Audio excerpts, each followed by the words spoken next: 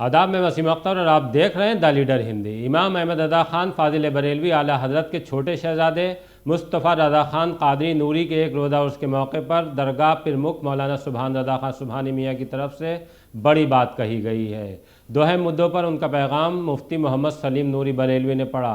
पहली बात मुस्लिम लड़कियों को लेकर थी, जिसमें उन्हें समाज के दरिंदों से बचाने का न सिर्फ आह्वान किया गया बल्कि उलमा को देश भर में इसके लिए जिम्मेदारी भी सौंपी गई है।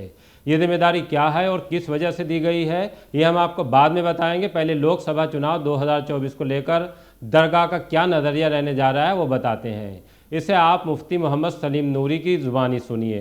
सरकार मुफ्ती आज़म हिंद रज़ी अल्लाह तआला अन्हु के 43वें उर्स नूरी के मौके पर सरबराह आला खानकाह रज़विया की तरफ से दो निकाती एक पैगाम जारी किया गया है। अहम पैगाम वो ये कि 2024 का इलेक्शन करीब आ रहा है और जाहिर सी बात है कि पार्लियामेंट में जो कुछ भी बिल पास होते हैं, कानून बनते हैं, उसके लिए अफराद की ज़रूरत होती है, उसके लिए नुमाइंदों की ज़रूरत होती है। अगर हमारा कोई नुमाइंदा मजबूत नहीं होगा, ज़्यादा नुमाइंदे नहीं होंगे, तो जाहिर सी बात है कि हमारी आवाज़ कौन उठाएगा। इसलिए ये अपील की जा रही है मरकज़ की तरफ से, मरकज़ अहले सुन्नत की तरफ से, खानकाह रज़विया दरगाह आला हज़रत की तरफ से कि आने वाले 2024 की तैयारी अभी से शुरू कर दें। और देखा गया है कि मुस्लिम समाज में वोट देने का चलन बहुत ज़्यादा नहीं है और इस सिलसिले में बहुत काहिली और बहुत सुस्ती बरती जाती है। ख़ास तौर पर मुस्लिम महिलाएं तो वोट डालने से बहुत दूर रहती हैं।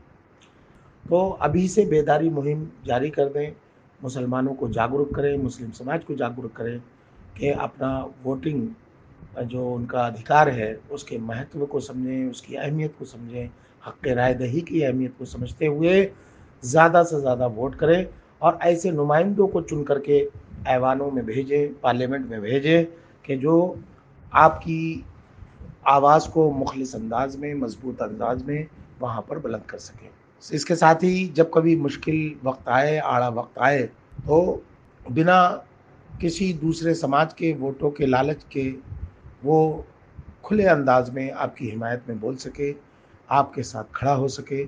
ऐसे मुखलिस, निडर, बहादुर, हक़ गो और सच्चाई की आवाज़ बुलंद करने वाले नुमाइंदों को चुन करके भेजें। अब जाहिर सी बात है कि जब वोट आपने नहीं दिए, वोट नहीं डाले, फिर ये शिकवा क्यों कि हमारे ख़िलाफ़ कानून बन रहा है, हमारे ख़िलाफ़ बिल आ रहा है, शरीयत के ख़िलाफ़ आ रहा है। जब आपने उसकी तैयारी ही नहीं की तो आपको ये शिकवा करने का हक़ नहीं पहुँचता।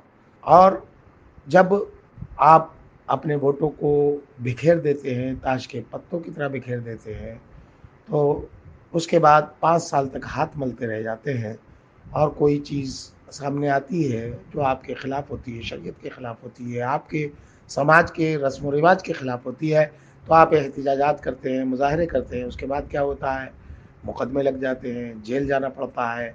तो मुश्किलात ही मुश्किलात, तो उसका पहले से इंतज़ाम करना चाहिए। वोट ज़्यादा से ज़्यादा दे करके बिना बिखराव के सही नुमाइंदे ऐवान बाला में, ऐवान ज़ीरी में भेजें, पार्लियामेंट में भेजें। ये जो है वो करने की ज़रूरत है। इसके साथ ही एक बात और कही गई है मरकज़ अहले सुन्नत के सरबराह आला हुज़ूर सुभानी मियाँ साहब की तरफ से, वो ये कि किसी ख़ास पार्टी का बंधुआ मज़दूर बन कर के कि हमें तो साहब, हम तो इस पार्टी से वाबस्ता है, हमारा कैंडिडेट शायद भले जो है वो 1500 वोट दे, लेकिन हमें देना ये इसी पार्टी के नुमाइंदों को है क्योंकि हमारी वफादारियाँ इस पार्टी के साथ हैं। ये सोच ख़त्म करें।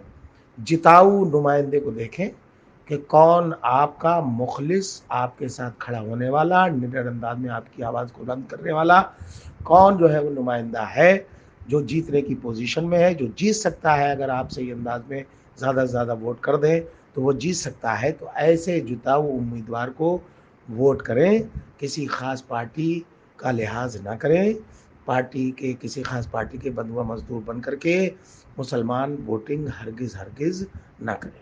बहरहाल दरगाह आला हज़रत के ज़िम्मेदार शख्सियत ने इलेक्शन को लेकर अपने स्टैंड में थोड़ा बदलाव किया है, शायद हालात के मद्देनज़र। अब से पहले चाहे आला हज़रत का उर्स हो या फिर उर्स नूरी की महफ़िल, اسٹیج کے مائک سے چناوی بات نہیں ہوتی تھی۔ یہ کہا جاتا تھا کہ سیاست سے کسی طرح کا کوئی لینا دینا نہیں ہے، لیکن پہلی بار مسلمانوں سے کہا گیا ہے کہ ووٹ ضرور دیں، ایک جٹ ہو کر دیں، بکھراؤ نہیں ہونا چاہیے۔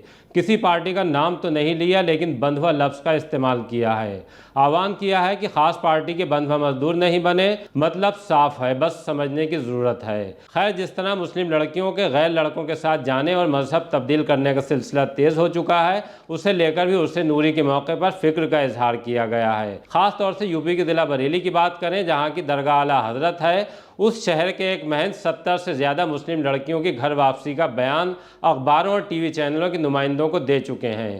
دوسری بات جو کہی گئی ہے عرس نوری کے موقع پر وہ یہ کہ موجودہ حالات کو دیکھتے ہوئے بہن بیٹیوں اور بچیوں کی عزت و آبرو اور جان اور ان کے دین و مذہب، ان کے گھر کی عزت، خاندان کی عزت، سماج کی عزت کو بچانے کے لیے یہ بات ضروری طور پر کہی گئی ہے کہ بچیوں کی اچھی تعلیم و تربیت کرنے کے ساتھ ان پر گہری نظر رکھیں، ان کو اپنا بھلا اور برا سمجھائیں اور بے تکلفانہ انداز میں واضح طور پر کھلے لفظوں میں انہیں بتائیں کہ ان کے لیے کہاں خطرہ ہے، کن لوگوں کے رابطے میں آنے سے ان کو خطرہ لاحق ہو سکتا ہے۔